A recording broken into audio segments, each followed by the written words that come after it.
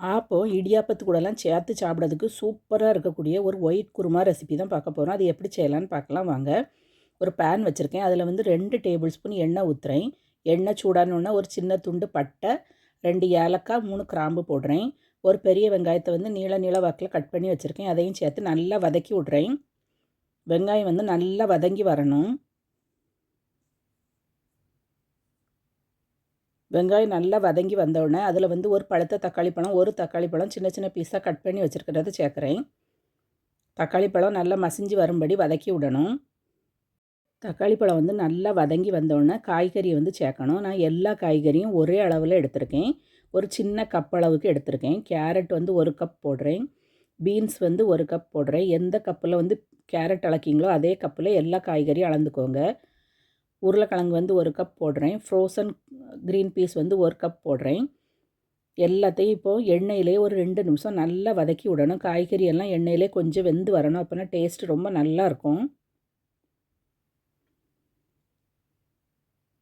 இப்போ 2 நிமிஷம் நல்லா வதக்கி விட்டாச்சு. இதுக்கு வந்து உப்பு சேர்க்குறேன்.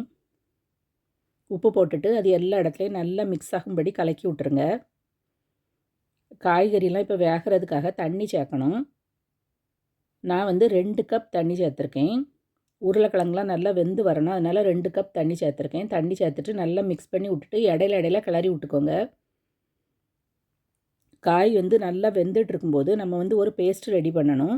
மிக்ஸி ஜாரை வந்து எடுத்துக்கோங்க. அதில் வந்து 2 பத்தை தேங்காய் எடுத்திருக்கேன். 2 துண்டு தேங்காய். அதை வந்து சின்ன சின்ன பீஸாக கட் பண்ணி மிக்ஸி ஜாரில் போடுறேன். அது கூட 1 ஸ்பூன் சோம்பு, 5 பச்சை மிளகா, உங்களுக்கு காரத்துக்கு ஏற்றாப்புல நீங்கள் போட்டுக்கோங்க.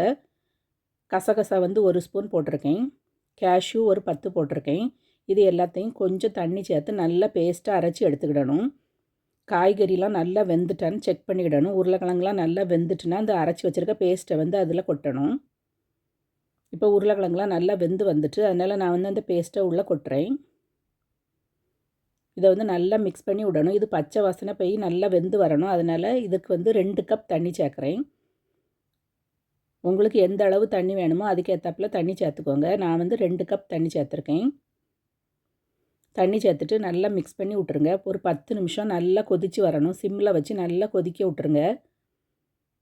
இது தண்ணியெலாம் கொஞ்சம் வற்றி நல்லா சுண்டி வரணும். கிரேவி வந்து நல்லா கொதிக்க ஆரம்பிச்சிட்டு நான் வந்து இந்த பதத்தில் இறக்கியிருக்கேன். உங்களுக்கு வந்து இதோடி தண்ணியாக வேணும்னா இதுக்கு முன்னாடியே இறக்கிக்கோங்க. இறக்குறதுக்கு முன்னாடி கொத்தமல்லி தூவி இறக்கணும்.